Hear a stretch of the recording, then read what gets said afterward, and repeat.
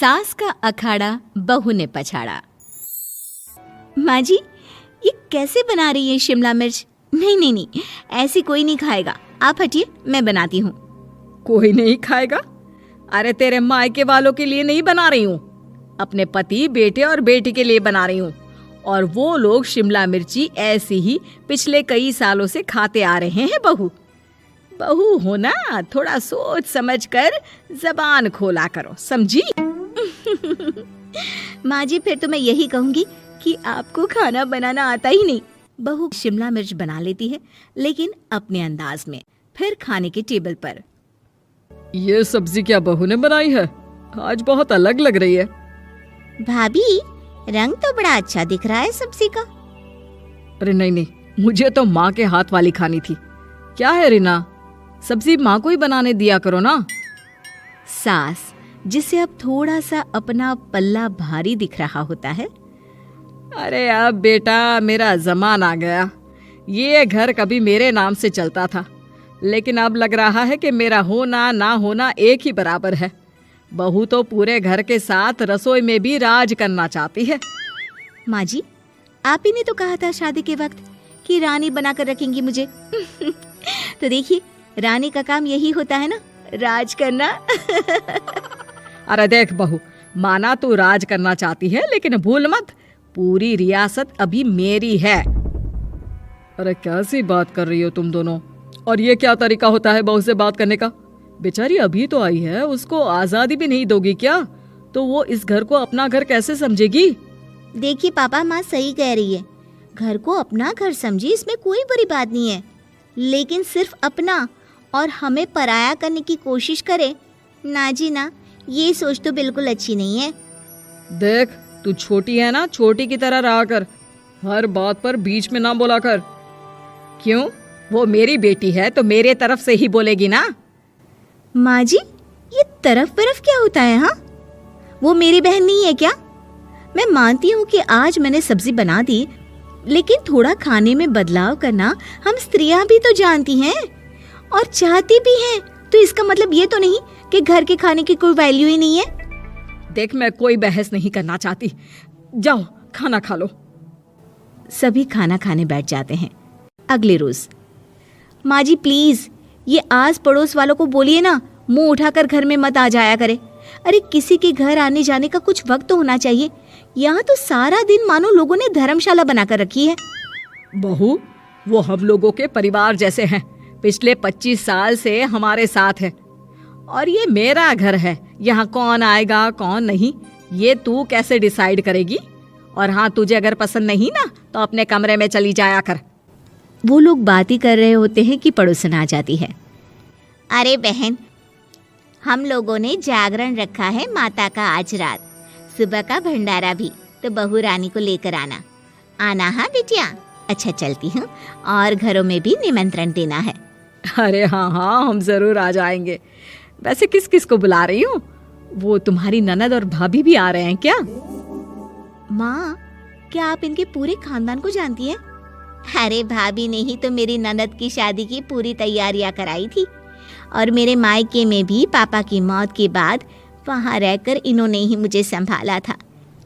इतना तो कोई किसी के लिए नहीं करता।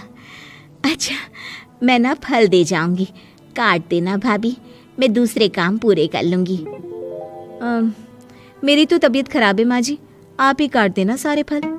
मैं रात का खाना भिजवा दूंगी, परेशान ना होना। हाँ? अरे नहीं नहीं, हम लोग बना लेंगे, 4 लोगों का खाना तो बनाना है। अरे नहीं नहीं, आप फल पर लग जाओगी, और बहू की तबीयत भी ठीक नहीं, खाना मैं ही भिजवा दूंगी। पड़ोसन चली जाती है और सास बहू की तरफ देखती है। देखा, जिसे तू धर्मशाला बोल रही थी, वो कितने अपने हैं। हाँ माँ जी, आप उनका काम कर रही हैं, उनके जागरण का प्रसाद तैयार कर रही हैं, तो वो क्या इतना भी नहीं करेंगे आपके लिए? ओहो, तुझसे बहस क्या करना बहू। तभी बहू की माँ आ जाती है। अरे बहन जी, बेटी से मिलने का मन किया तो बिना बताए ही आ गई, बुरा न मानना। ये मत समझना कि ये मेरा घर नहीं, कोई धर्मशाला है। अच्छा अच्छा, तो ये घर पर आए मेहमानों को घर नहीं धर्मशाला वाला समझाने वाली आप ही हैं। वैसे आपको खुशी होगी कि आपकी बेटी के संस्कार भी ऐसे ही हैं। अरे माँ, किन बातों को सुन रही हो? आओ अंदर आ जाओ माँ। माँ बेटी के साथ अंदर आती है तो उसे अचार की महक आती है। हाय रे, कितनी अच्छी महक है। क्या बनाया है बहन जी? अचार बनाया है। आपकी बेटी बोल रही थी कि आप लोग कुछ अलग तरीके से बनाते हैं। मैं तो बस ऐसे ही। हम लोगों के घर पर तो अचार टिकता ही नहीं है। अरे आता ही किसे है अचार बनाना?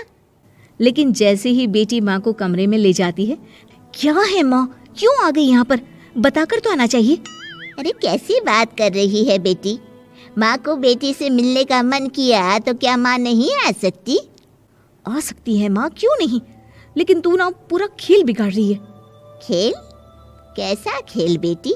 मुझे भी तो बता देती तो मैं भी खेल लेती।